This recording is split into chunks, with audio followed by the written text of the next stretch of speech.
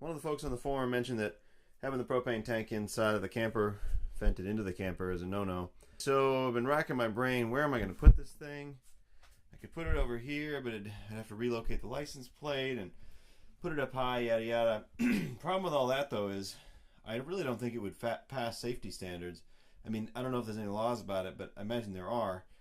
I got to thinking, is there any reason why this couldn't go in the storage compartment I already have?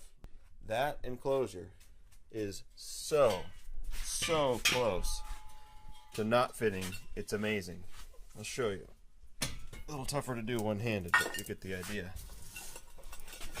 Because there's a little give to the top of the ceiling in here, it touches, but it fits. Alrighty, buttoning up the propane now. You notice I got 2 tanks in here. That's just one for storage, get it off the floor. I've got that T fitting right there. One of the lines goes over to the regulator on that one. One of the lines comes over here.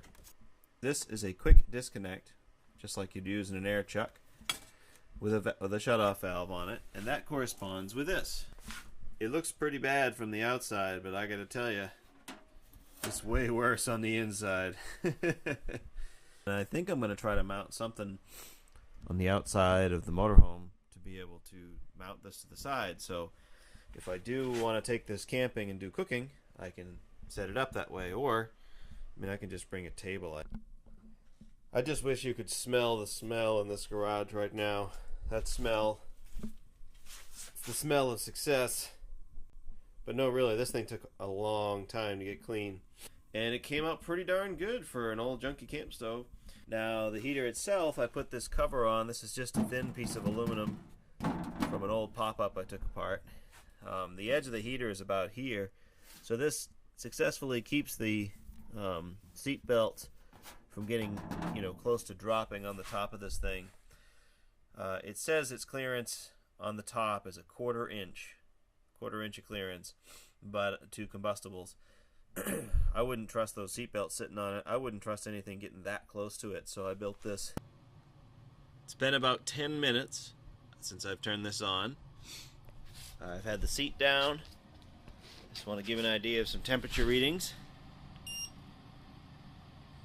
A good run on that. Looks like the hottest is 381. Wow.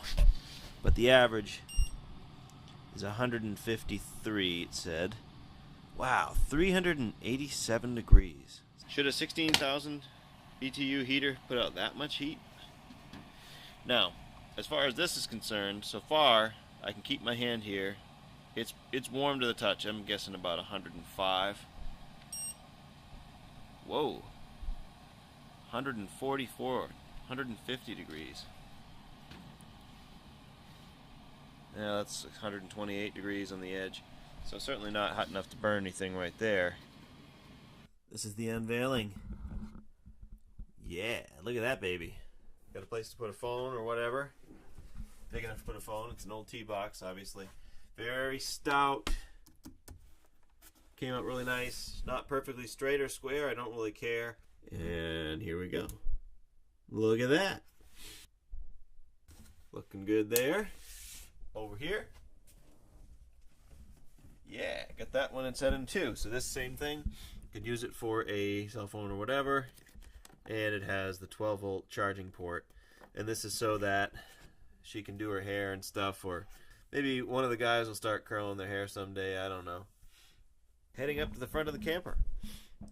Hey, look at that. That's a Goodwill score.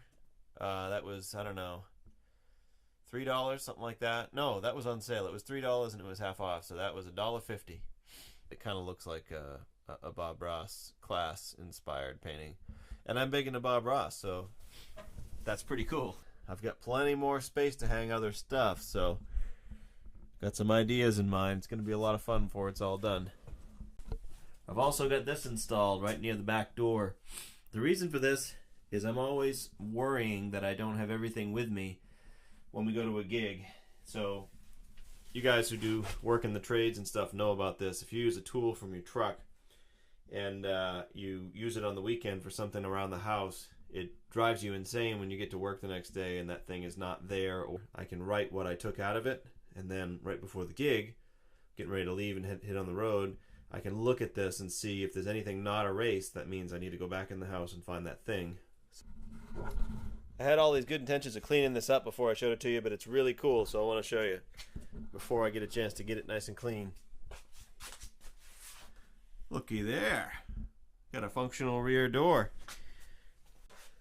From way back, it's going to be really tough to see in the video, but there is actually a a curve to the end of this because the wall was curved here because the way that I built it, things got out of whack. Doesn't really matter. You can't tell now because the gap is pretty darn consistent, but oh man, it was challenging to not have measure points to go on. You just kind of throw it up in, poking and hoping, for 4 hours. Okay, I'm at this point right now where I'm doing probably the worst job that I've had to do in this whole process. Knew it was coming. It's about as easy as I thought it was going to be, which is removing all this crap. Tried the heat gun, a couple of chemicals, nothing really seems to just take it off. So best way I've found so far is to use this putty knife and get the big stuff, and I can come back later with the same putty knife and scrape and get the detail work. So here's the damage. It's all done. Took about 2.5 hours. Here's what's left. That's the pile of crap that came off of those windows. The stuff is so nasty. Alright, ladies and gentlemen, it is finally that magical day to start doing the exterior siding. I'm going to be using trim coil. This one is a scrap piece. This gray, slightly off-white gray, is the cheapest one you can buy. It's about 75 bucks a roll where I am. I'm lucky enough to have access to this press brake, and pretty soon father-in-law is going to be over to give me a hand. He's done a lot of trim work with this, so hopefully he can help me out with this project. Making some serious headway over here. Alright, get the back all wrapped up. I'm going to go ahead and put this side piece in now.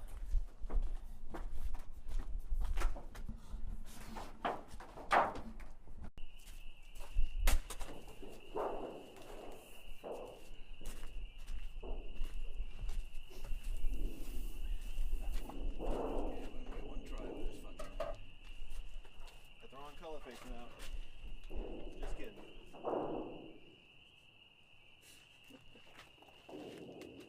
Alright, I gotta get my end in before I can do anything here.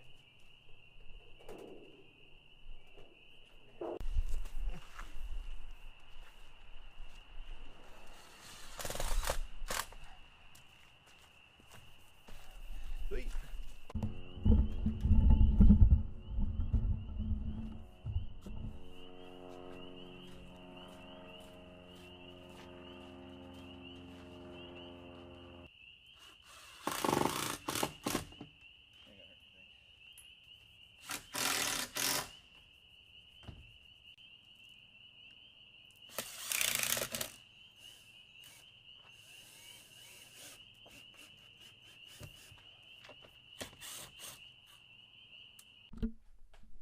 Well, there we are for now.